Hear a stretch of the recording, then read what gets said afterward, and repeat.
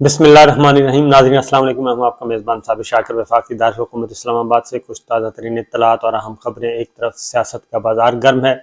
اسمبلیاں کب ٹوٹیں گی، الیکشن کب کروائے جائیں گے، بات چیت چل رہی ہے، مذاکرات ہو رہے ہیں، اور اپوزیشن اور حکومت کے درمیان بھی مسلم لیگ نواز اور پاکستان تحریک انصاف بھی آپس میں رابطے میں ہیں، اور ایوان صدر اس وقت سیاست کا مرکز بنا ہوا ہے، اور صدر مملکت ایک اہم کردار ادا کر رہے ہیں، ایک سپریم کمانڈر کے ہوتے ہوئے، صدر مملکت ہوتے ہوئے، کیونکہ ان کی آواز اب بھی سنی جاتی ہے، سمجھی جاتی ہے، اور ان کی ایک رسپیکٹ ہے۔ پچھلے دنوں ان کے خلاف بھی ایک کمپین لانچ کی گئی تھی اور ان کو بھی گندا کرنے کی کوشش کی گئی، لیکن بالآخر کچھ اچھے لوگوں نے سوچا کہ نہیں، اس طرح نہیں کرنا چاہیے، تو صدر مملکت کی بہرحال ایک رسپیکٹ موجود ہے، اور اس رسپیکٹ کی وجہ سے ہی چیزیں جو ہیں وہ پازیٹیولی آگے بڑھ رہی ہیں، مثبت انداز میں آگے بڑھ رہی ہیں، اور کوئی نہ کوئی بیچ کا راستہ نکالنے کی کوشش کی جا رہی ہے۔ جیسے کہ میں نے آپ کو بتایا تھا کہ اس بات پہ اصولی اتفاق ہو گیا ہے کہ انتخابات کا ہی جھگڑا ہے، انتخابات کی تاریخ، انتخابات کب ہونے ہیں۔ تو جب صرف تاریخ کا مسئلہ ہے تو پھر 2-4 مہینے آگے پیچھے کر کے کسی ایک نقطے پہ پہنچا جا سکتا ہے۔ اس کو ایگو کا ایشو نہ بنایا جائے، اسے انا نہ سمجھا جائے۔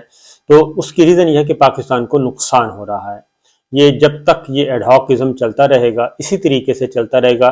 اور یہ 2 مہینے 4 مہینے ویسے بھی آپ گزار سکتے ہیں، اور اس کو کیوس، زیادہ سے زیادہ کیوس پیدا کر کے بھی گزار سکتے ہیں۔ کیوس پیدا کرنے کی صورت میں یہ ہوگا کہ ہر آئے روز جو ہر دن آنے والا جو ہے وہ پاکستان کے لیے اور پاکستانیوں پہ قیامت بن کے ٹوٹے گا۔ سپر ایلیٹ کلاس اس کا کوئی مسئلہ نہیں ہے۔ حکمران طبقہ جو ہے وہ خواہ سول ہے، خواہ وہ فوجی ہے، اس کا کوئی ایشو نہیں ہے، اور ہمارے جو تگڑے لوگ ہیں ان کا کوئی پرابلم نہیں ہے، بلکہ عام آدمی جو ہے وہ پس رہا ہے۔ ہماری فیکٹریاں بند ہو رہی ہیں، انڈسٹریز بند ہو رہی ہیں، اور ڈالر ہمارے پاس نہیں ہے، ایل سیز ہماری نہیں کھل رہی، کیونکہ آپ نے اگر ایکسپورٹ کرنی ہے، چیزیں باہر سے اپنی چیزیں باہر بھیجنی ہے، باہر سے چیزیں منگوانی، اس کے لیے ڈالرز چاہیے، ڈالرز ہیں نہیں آپ کے پاس، اور ایل سیز کھل نہیں رہی، اور ظاہر ہے یہ جو ڈالر ہے زر مبادلہ یہ پرووائڈ کرنا اسٹیٹ بینک کا اور بینکس کا کام ہے، اس میں دن بدن گر رہے ہیں۔ تو اس لیے اس ساری غیر یقینی کی صورتحال میں سچویشن جو ہے وہ اچھی نہیں ہونی، اس لیے اب جو میں نے آپ کو بتایا کہ اتفاق ہو چکا ہے، اب یہ کہا گیا کہ چلیں ٹھیک ہے، بیٹھ کے بات کر کے تو کسی ایک تاریخ پہ طے کر لیتے ہیں۔ مہینہ آلموسٹ طے ہو چکا ہے، میں آپ کو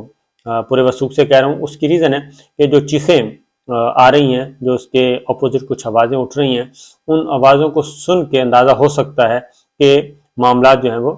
گڑبڑ ہو سکتے ہیں ان لوگوں کے جن کے مفادات اس کیوس سے جڑے ہوئے ہیں۔ بہرحال کچھ خبریں میں آپ کو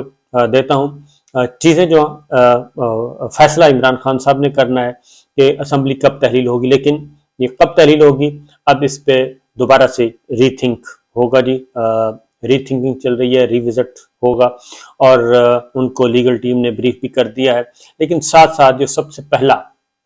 سب سے پہلا ایشو تھا وہ توشہ خانہ بنایا گیا تھا۔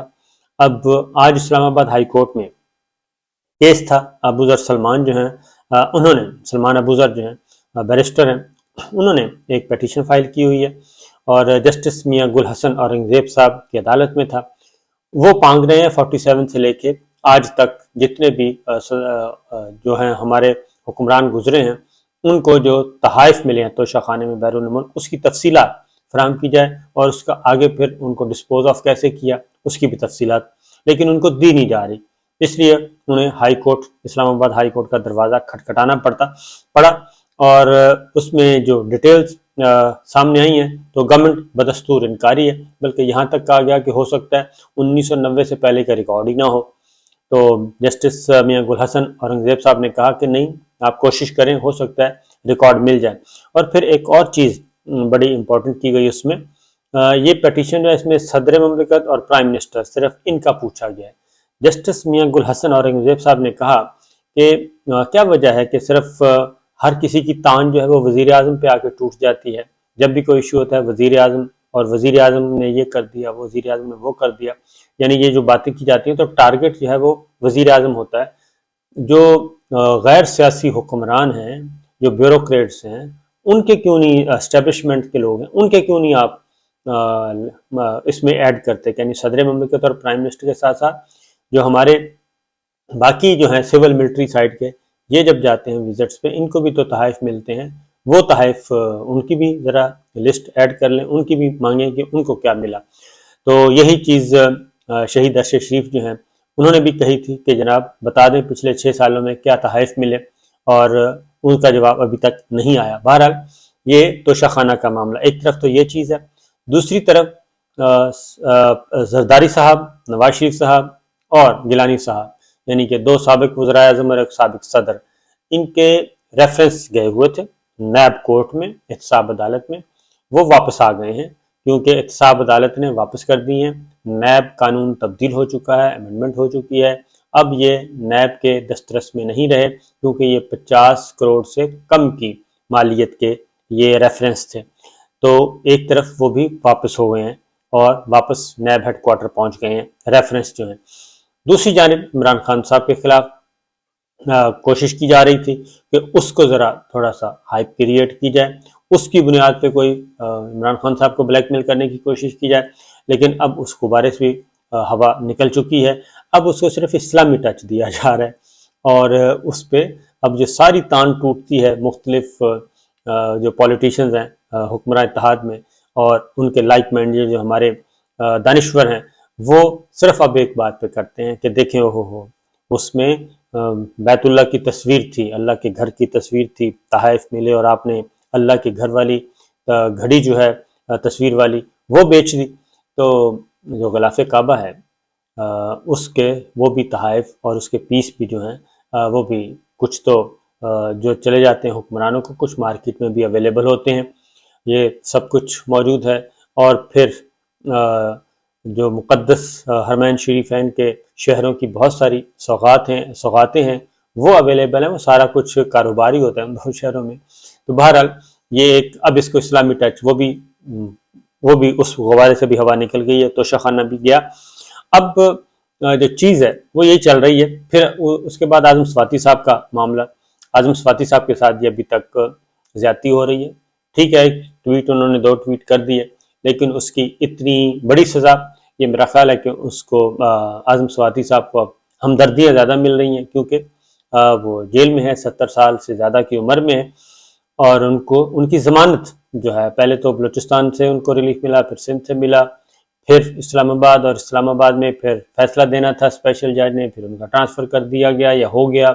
پھر نئے جج آئے، پھر انہوں نے بھی ضمانت خارج کر دی، پھر اب اسلام آباد ہائی کورٹ میں آج پھر سماعت تھی، چیف جسٹس صاحب کی عدالت میں تھی، لیکن وہ سماعت 1 ہفتے کے لیے ملتوی کر دی گئی، تو اس پہ اعظم صفاتی صاحب نے بھی تحفظات کا اظہار کیا ہے، اور مبینہ طور پہ ایک خط جو ہے وہ سوشل میڈیا پہ گھوم رہا ہے کہ انہوں نے خط لکھا ہے چیف جسٹس اسلام آباد ہائی کورٹ کو کہ میرا مقدمہ جو ہے وہ کسی اور عدالت میں منتقل کر دیا جائے۔ ہائی کورٹ اسلام آباد کا آخری اطلاع کے مطابق انہوں نے کہا جی ہمارے پاس ایسا کوئی خط موصول نہیں ہوا، پھر اعظم صفاتی صاحب کے سورسز کے جواب طرف سے آیا کہ جی انہوں نے ڈپٹی سپرنٹینڈنٹ کو خط جو ہے ان کے حوالے کر دیا ہے اور وہ پہنچ جائے گا، اور اسلام آباد ہائی کورٹ نے یہ بھی کہا کہ ججوں کے تبادلے جو ہیں وہ معمول کا حصہ تھے، اس کا ان سے کوئی پولیٹیکل کوئی تعلق نہیں تھا، سیاسی نوعیت کے تبادلے نہیں تھے۔ بہرحال اگر اس کشیدگی کو ختم کرنا ہے تو میرا خیال ہے کہ معاملہ باقی جہاں اتنے سارے مسائل حل ہو رہے ہیں اور مفاہمت کی طرف جا رہے ہیں در پردہ بیک گراؤنڈ میں، اور سب کچھ بہت ساری چیزیں ہو رہی ہیں، تو پھر اعظم صفاتی صاحب کو بھی اسی میں شامل کر لینا چاہیے، اسی پیکیج میں، تاکہ یہ بھی ایک قضیہ ختم ہو، ورنہ یہ تلخیاں بڑھتی جائیں گی۔ بہرحال یہ معاملات ہیں، لیکن اس سے زیادہ جو خطرناک مسائل ہیں یہ تو پولیٹیکل ہیں ہمارے چل رہے ہیں، لیکن اس سے زیادہ سنجیدہ نوعیت کا معاملہ جو ہے وہ ہے ہماری سیکیورٹی کا۔ سیکیورٹی کے حالات ہم سوچ بھی نہیں سکتے، ہمارے تصور سے کہیں زیادہ خطرناک ہو چکے ہیں، اور خاص طور پہ بلوچستان اور خیبر پختونخوا۔ بلوچستان میں تو آپ یوں سمجھیں کہ پچھلے 24-48 گھنٹوں میں سیمی کرفیو کہہ لیں آپ، اور وہاں پہ نقل و حرکت روکی ہوئی ہے اور لوگ گھروں میں مقید ہیں، اور اس کی ریزن یہ ہے کہ دھماکوں سے، کل جو بلوچستان ہے وہ دھماکوں سے گونج اٹھا، اور اس میں ख़ास तौर पे जब से अफ़गानिस्तान में हमारे जो पड़ोसी मुल्क है, जिसको हम ये एनिमी कह लें, दुश्मन मुल्क की, क्योंकि जब तक उनकी तरफ से कोई ठंडी हवाएं नहीं आएंगी तब तक वो दुश्मन मुल्क ही तस्वर होगा। तो वो जब से सफारत खाना खुला है उसके बाद से ये एक्टिविटीज़ बढ़ गई हैं, और ये एक्टिविटीज़ बढ़ गई हैं। ज़ाहिर है उन्होंने तो अपना हिस्सा डाला है, दुश्मन तो ये काम करता ही होता है, लेकिन हमें अपनी सफ़ों में और अपने यहाँ क्या चल रहा है वो ज़्यादा इम्पोर्टेंट होता है कि हम अपने घर को सही रखें, अपने घर को इन ऑर्डर रखें। तो हमारे यहाँ पॉलिटिकल, आपको पता है, पोलराइजेशन की इंतहा है एक दूसरे की। हम एक दूसरे के ड्राइंग रूम में पहुंच चुके हैं, किसी की बीवी को माफ़ नहीं कर रहे, किसी की बहन को माफ़ नहीं कर रहे, बेटी को माफ़ नहीं कर रहे, और ऑडियो वीडियोज़ का एक गंदा धंधा जो है वो शुरू हुआ है। और जब हमारी प्रायोरिटीज़ ये हो जाएं तो बस फिर उसके बाद अल्लाह ताला का अज़ाब ही नाज़िल होता है, इसके अलावा तो कुछ नहीं है। ना हम ये देख रहे हैं कि ये सारा सोशल मीडिया जो है, डिजिटल मीडिया, इस पे एक्सेस है हमारे बच्चों की, हमारी ख़वातीन की, हमारी बहनों की, बेटियों की, बीवियों की, वालदैन की, सबकी एक्सेस है।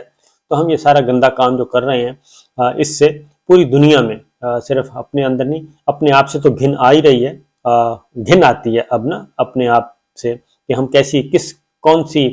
कौम बन चुके हैं कि एक दूसरे का गंद उछाल के खुश होते हैं, और कुजा ये कि हम एक दूसरे के ऐब जो है वो छुपाएं। अल्लाह ताला छुपाते हैं तो हम उसको उछाल रहे हैं और उसको पॉलिटिकल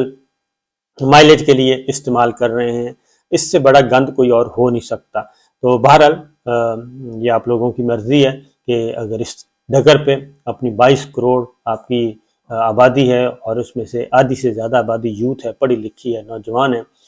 उनको तो आप ये जहन में रखिएगा कि इस तरह का जब गंद है, ये मुमकिन नहीं होता कि किसी और के लिए गंद जो है वो बनाया जाए और उससे आप खुद महफूज रहें। वो कीचड़ में वो कहते हैं जब आप फेंकते हैं पत्थर तो उसके जो छींटे वापस आप पे ही आते हैं। तो इसलिए जी एक तरफ ये सिचुएशन है, बलूचिस्तान में सिक्योरिटी की सूरत हाल बदतर है, बदतरीन हो चुकी है, और वहाँ पे जो कुछ हो रहा है हम तसव्वुर भी नहीं कर सकते कि 20 साल की एक तवील लड़ाई और उसमें हम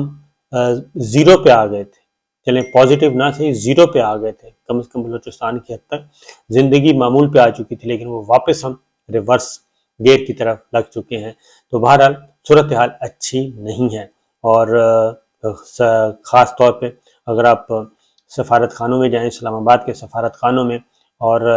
जो हमारे सूबाई दारुल हुकूमत है उनके कौंसलेट खानों में जाएं, तो वहाँ पे जो आपको वाइब्स मिलेंगी वो मेरा ख्याल है कि सही तस्वीर है, और हम किस तरफ जा रहे हैं और आने वाले दिन कितने मुश्किल हो सकते हैं।